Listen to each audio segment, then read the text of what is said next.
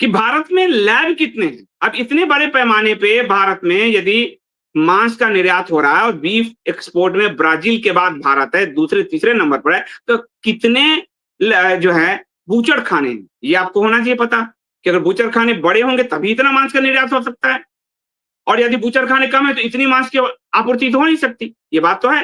तो सबसे पहले मैं अपना मेरा रिपोर्ट दिखाओ जरा।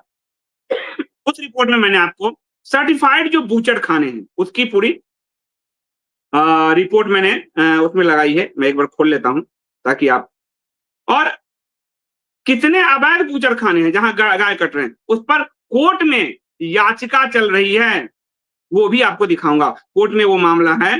तो आपको पहले मैं बताता हूं कि भारत में सर्टिफाइड बूचड़ खाने कितने हैं, ये आप इस बात को समझिए पहले, तब आपको पता चला कि इतनी बड़े मांस का प्रोड्यूस हो कैसे रहा भारत से जब इतने बूचड़ खाने ही नहीं है। टोटल आपको आंकड़े दे रहे हैं कि भारत में, ये मैंने आज से करीब 2023 में, मैंने 2 साल पहले, ये बहुत वायरल हुआ था, मैं आज आपके कहने, मैंने इस पर वीडियो भी बना चुका हूं, लेकिन लोग नहीं सुनते तो क्या कहें, पर आज आपके कारण लोग सुनने आए हैं तो आपका धन्यवाद है। अब उसको हम आपको बताते हैं। भारत में सिर्फ 111 बूचड़ खाने हैं जहां तय मानकों का पालन होता है, सारे मानक फॉलो किए जाते हैं, और रजिस्टर्ड बूचड़ खाने 1707 है मात्र। अब सिर्फ 1707 बूचड़ खाने से भारत बीफ एक्सपोर्ट का नंबर दूसरा स्थान हो जाएगा। दूसरा हुआ वो भी रिपोर्ट आपको देता हूं, लेकिन इस पर peoples for the ethical treatment of animals यानी पेटा, आप रिपोर्ट की बात कर रहे हैं ना कि शंकराचार्य जी को कौन से स्रोत से रिपोर्ट मिल गया, तो शंकराचार्य जी सिर्फ सरकार ने संसद में कह दिया हो तो झूठ बोल रही है। तो बाहर की जो रिपोर्ट्स, जो मांस जिस देश में खपत हो रही है, वो रिपोर्ट क्या कहती है, सुप्रीम कोर्ट में क्या मामला है, वो शंकराचार्य जी के पास है। तो शंकराचार्य जी ने पेटा की रिपोर्ट निकाली।